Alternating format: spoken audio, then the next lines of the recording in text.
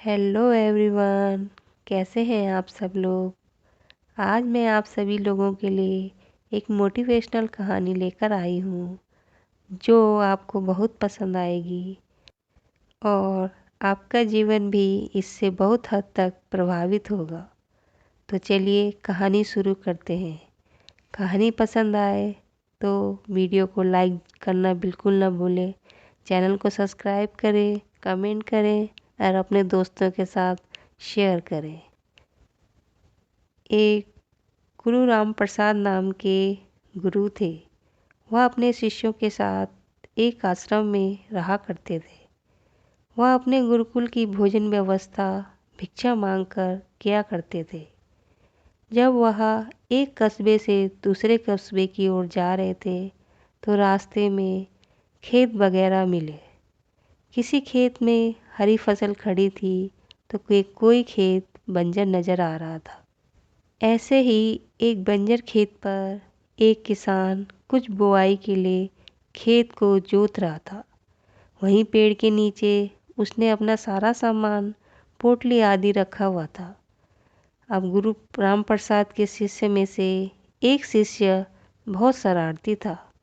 वह शरारती स्वभाव के कारण किसान की जो रखी हुई पोटली थी उसको उठा लाया।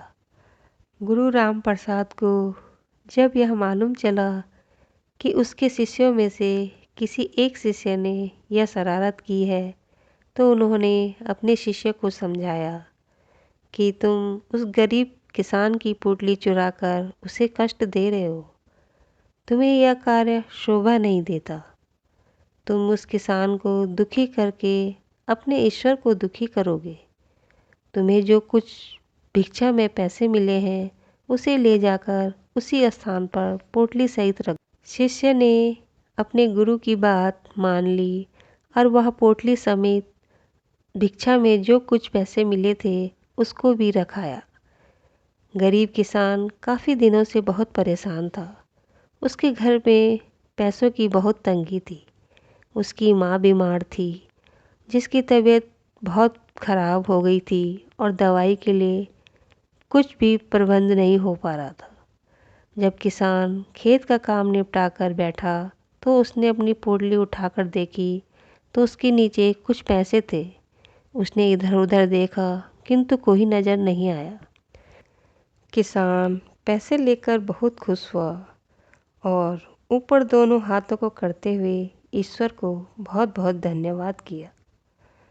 उसकी माता के लिए दवाई का प्रबंध हो गया था।